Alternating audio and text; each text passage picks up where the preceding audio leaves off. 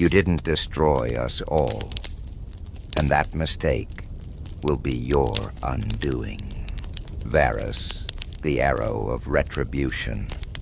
Regardless of what he would later become, Varus was once a paragon of loyalty and honor. A skilled archer of the ancient Shuriman Empire, he was appointed as a temple warden in the eastern states, and he held this duty sacred above all else. During the earliest stages of the war with Aikathia, even though it lay far from that cursed place, Varus's homeland was attacked. While other wardens abandoned their posts to join the defense of the outlying villages, he alone remained, screaming in anguish with every arrow he loosed. For he had chosen to uphold his oaths rather than return home to protect his own family. Emissaries from the ascended host found him kneeling in solemn meditation amid the corpses of his foes. It was said that his cold gaze unsettled even the god warriors themselves, and yet in recognition of his noble sacrifice, Varus was offered a place in their ranks. As one of the great ascended, he was utterly consumed by his pursuit of vengeance against the Aikatheans and the voidling horrors they had unleashed. It is likely that Varus did not even fully comprehend Shurima's ultimate victory in that war, so twisted had his mind become, nor the Empire's fall centuries later. Atrocity after atrocity blurred together, leaving him as a withdrawn, callous killer, reshaped and sent into battle countless times by his degenerate brethren. Their name became feared throughout the known world, the Darkin. Warring among themselves, they destroyed any other who stood against them. With his crystalline bow, Varus assassinated enemy commanders and champions, helping the Darkin defeat entire mortal armies with ever greater ease. Eventually, legend has it that Varus was cornered by Vastian moonstalkers and human mages in service of a golden-armored warrior queen of Valoran. They bound him within his bow, leaving him to howl in impotent rage.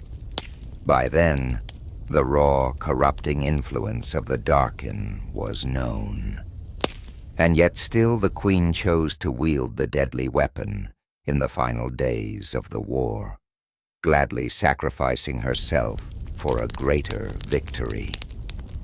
In the months that followed, the queen carried Varus to the First Lands, those that would later be known as Ionia. Now made monstrous by the bow's power, her last act was to command her followers to bury her alive in a lightless well, sunk deep beneath a mountain temple overlooking the village of Pallas. Curiously, no record of these events exists in any monastery in Ionia.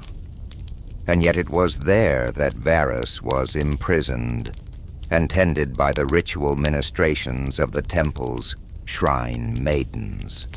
The bow remained hidden for centuries, unknown, untouched, and all but forgotten, until Noxian invaders attacked the First Lands.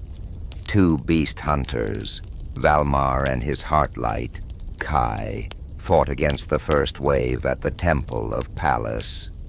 Though their courage was great and they drove off the attackers, Kai was mortally wounded, and a grief-stricken Val carried him inside, believing the well's forbidden magic could restore him.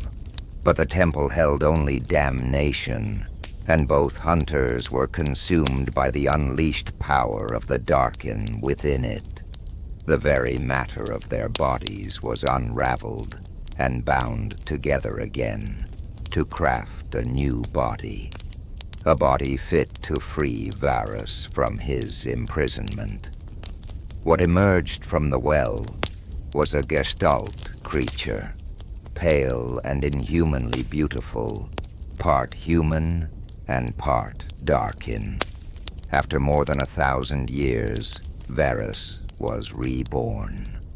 Even so, the human and Darkin elements of this imperfect form are in constant flux, with each managing to wrest control for a short time before being reined in by the other.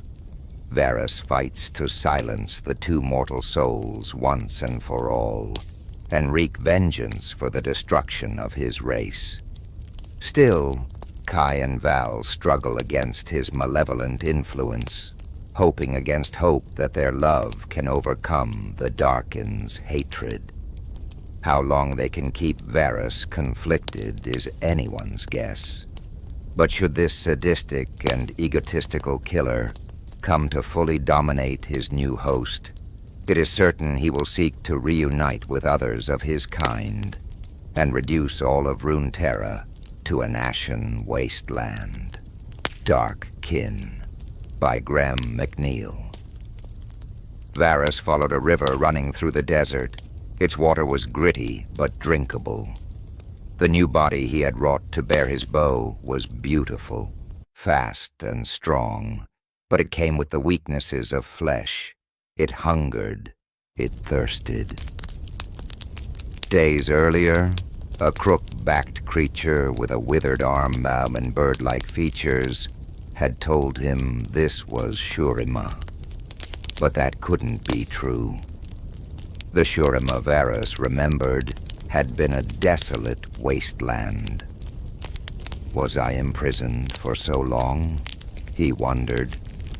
He despised the human noises his new mouth made. It sounded bestial and primitive, but at least he could speak aloud once more.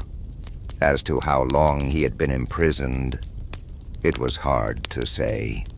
He retained no concept of how mortals measured time, and the bird creature hadn't recognized what he was.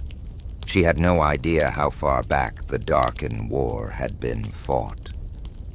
My kind all but destroyed this world, he said.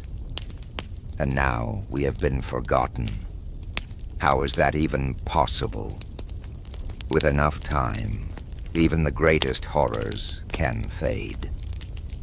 The voice echoed in his skull, impossible to ignore. Which one was it? Kai or Valmar? He suspected Val, but mortal minds were so simple and muddy that it was hard to tell one from another. Any race that can forget staring into the abyss of its own extinction does not deserve to live, said Varus.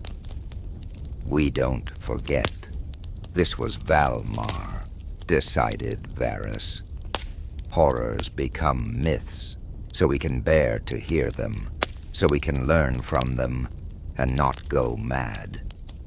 Such a notion was ridiculous, and Varus knew he would never allow the doom of his kind to fade from memory.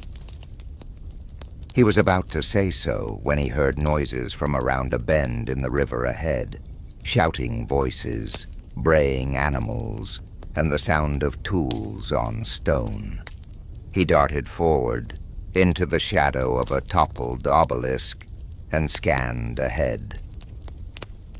The new river had exposed the sunken ruins of an ancient structure comprised of pillars and statues of the oldest ascended. Yes, this was the source of the magic he had sensed. Old magic. The kind the flame-haired queen used to enslave his kind. The kind used to imprison him beneath the rock of Ionia. Tanned, wolf-lean men worked the ruins, digging out hidden reliquary chambers as thick-limbed beasts of burden dragged excavated rocks from deeper inside the structure. Warriors wearing boiled leather breastplates and carrying hook-bladed spears guarded the perimeter. Varus grinned and vaulted onto the obelisk, drawing back on his bow as he landed. Violet light built in the living weapon as it flexed, and a coruscating arrow of lightning formed in the air. Why must you kill them?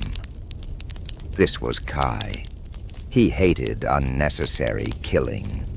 Varus felt his hands tremble as Kai fought to make him lower the bow. "Your people destroyed my kin," said Varus, exerting his will to steady his aim. "That's the only reason I need."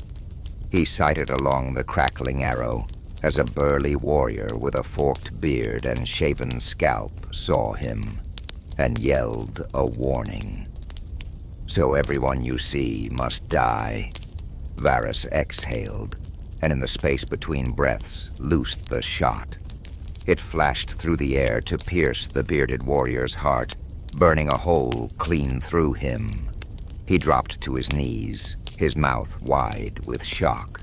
Others hurled spears, but Varus was already moving. He sprang from the obelisk, sending a hail of blood-red bolts toward them, and hit the ground running.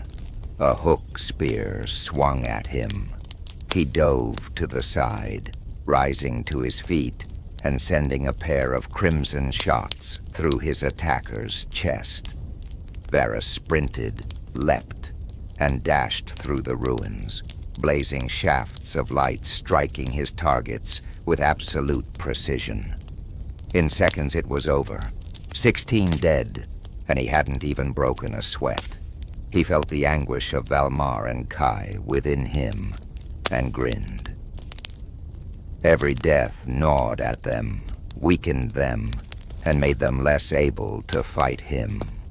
The men excavating the ruined city fled, throwing down their tools and running for the river. Varus let them go. They were an irrelevance, and the killing of mortals without weapons always provoked the two souls within him to greater rebellion. Varus entered the ruined structure, briefly glancing at a pair of canine and crocodilian statues as he passed. Inside, it was cool and dark, the walls covered in vivid bas-reliefs depicting wide discs spreading golden rays over a bountiful land. The stone floor was inscribed with a magical script that had been old even before Icathia's rebellion. Warding sigils, potent once but faded, said Varus, crossing the inscribed flagstones to where a towering statue of a great, serpent-headed god-warrior had once stood sentinel. Some past catastrophe had toppled it, and beyond its sandstone remains lay a lightless chamber. He entered, the glow from the smoldering light at his heart revealing nothing but bare stone, burned black and glossy by ancient fire. Varus sighed. "Where are you, sister?"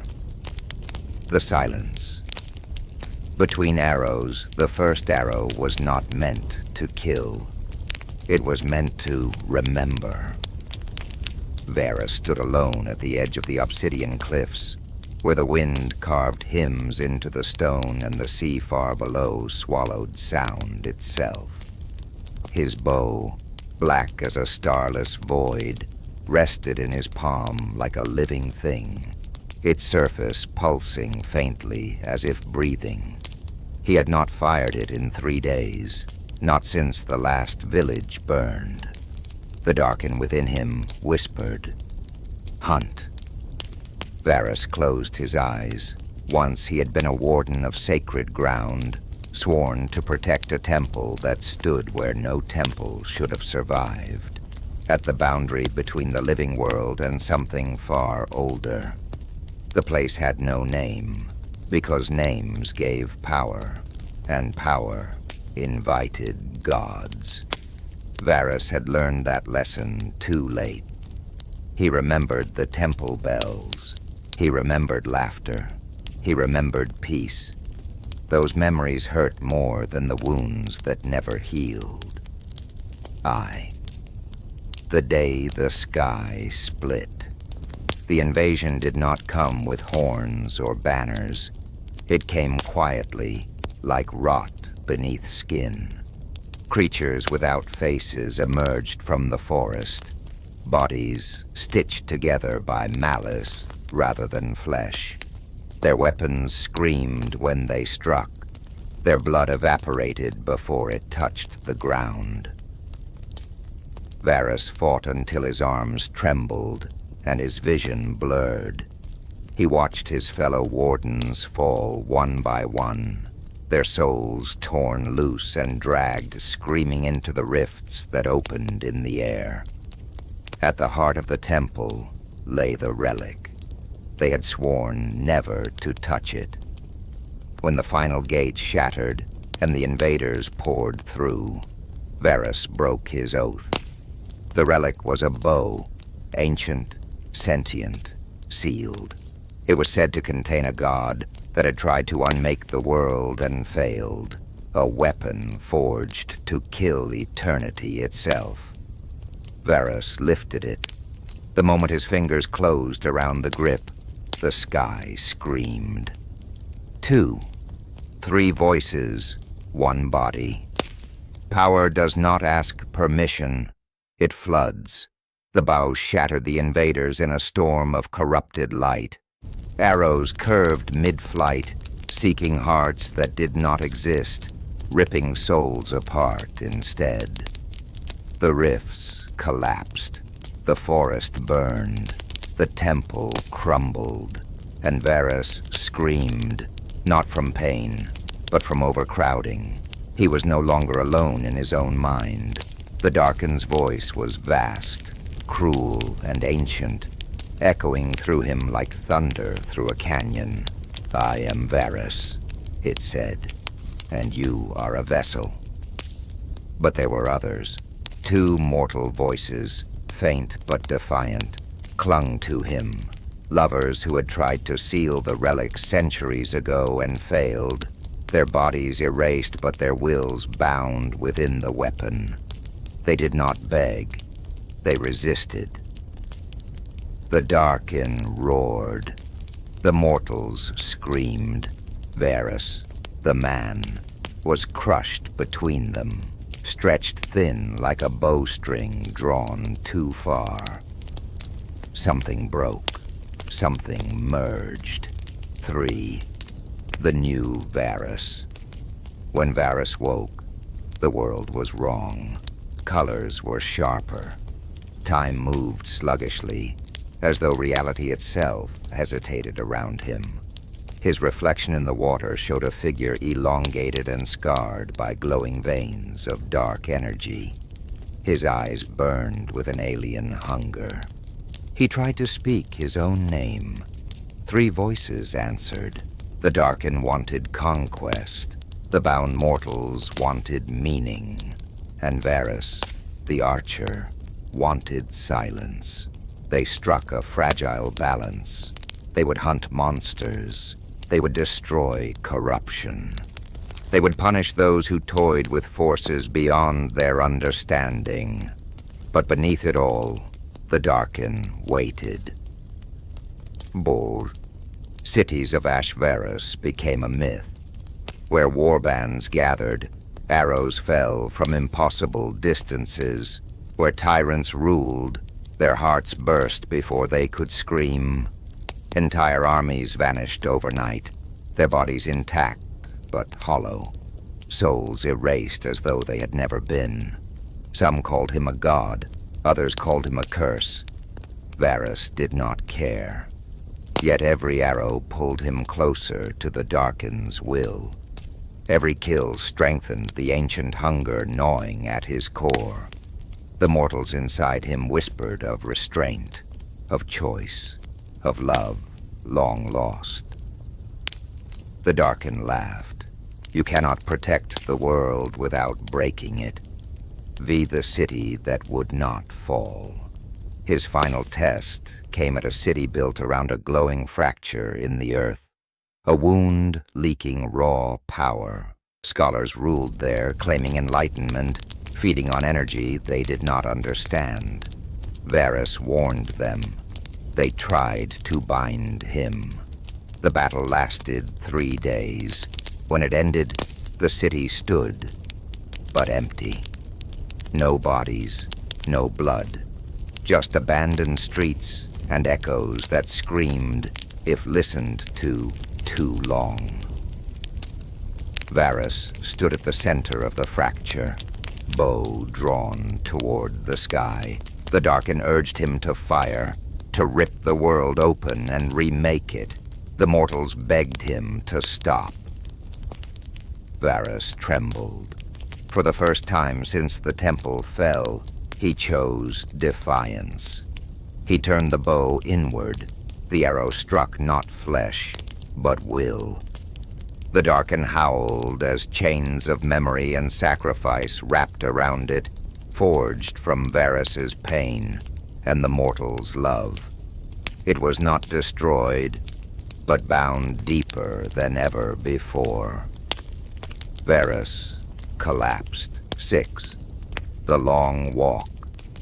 He walks still, across deserts where the sand remembers blood, through forests that recoil at his presence, along battlefields long after war's end, listening to the dead. The Darkin sleeps, but never fully. The mortals whisper, but grow quieter. And Varus remains, carrying a weapon that could end worlds, choosing instead to aim carefully. Every arrow is a question, every kill a cost. He is not a hero. He is not a god. He is the space between release and restraint. The silence between arrows. 7. When the Darkin dreams. The Darkin did not sleep as mortals did. It dreamed, and when it dreamed, Varus bled. Night after night, visions clawed their way through his mind. Worlds drowned in crimson skies, mountains impaled upon spears of bone, oceans boiling as gods were dragged screaming beneath the surface. The Darkin remembered everything it had ever destroyed, and it wanted Varus to remember too. "You bind me with fear," the Darkin whispered during one such night. But fear fades. Varus woke with his hands buried in the earth, arrows embedded in the ground around him like a circle of warning. He did not remember firing them. The mortals stirred faintly within him. "You are still you," one whispered. "As long as you choose," said the other.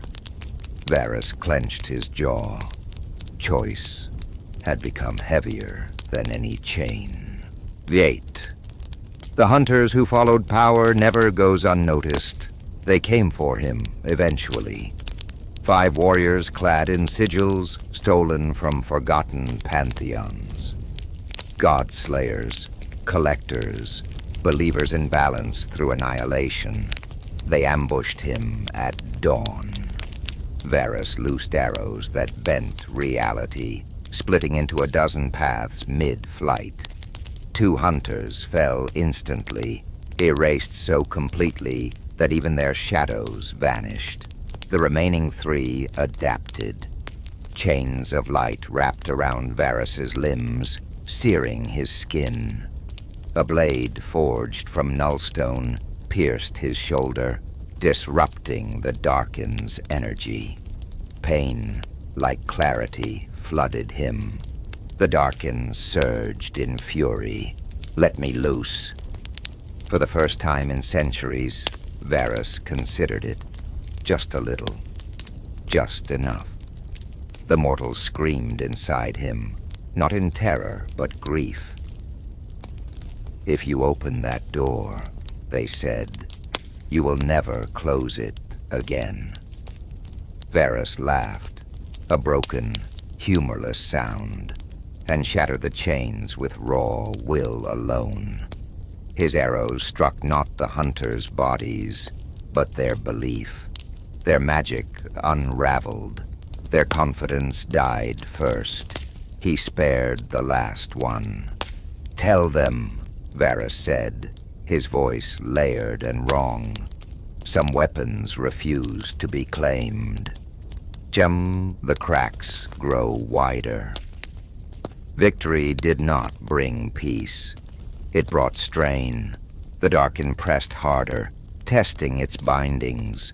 Varus felt it in the tremor of his hands, in the way his arrows sometimes trembled before release, eager to kill more than necessary.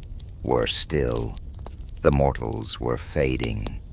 Their voices grew softer, their memories blurring.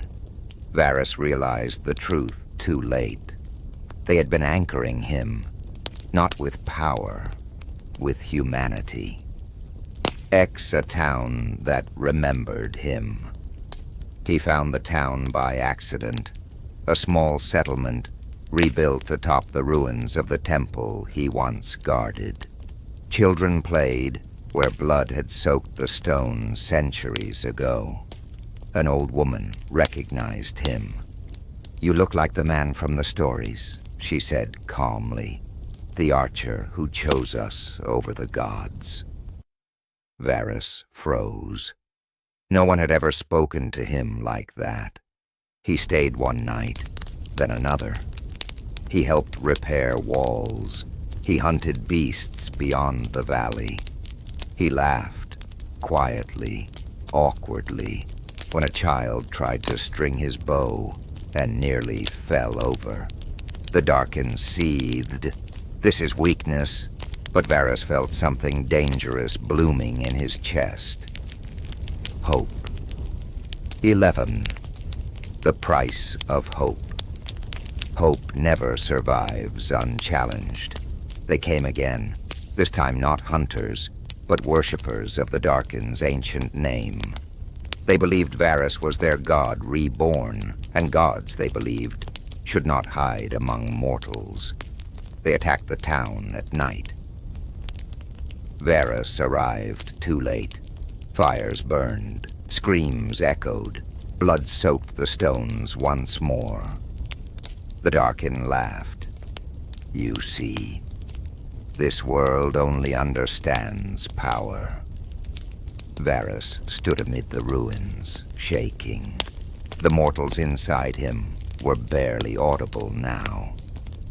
"Do not become what they want," one whispered, fading. Varus drew his bow. 12. The arrow that shook heaven. He aimed upward, not at enemies, not at the world, at fate.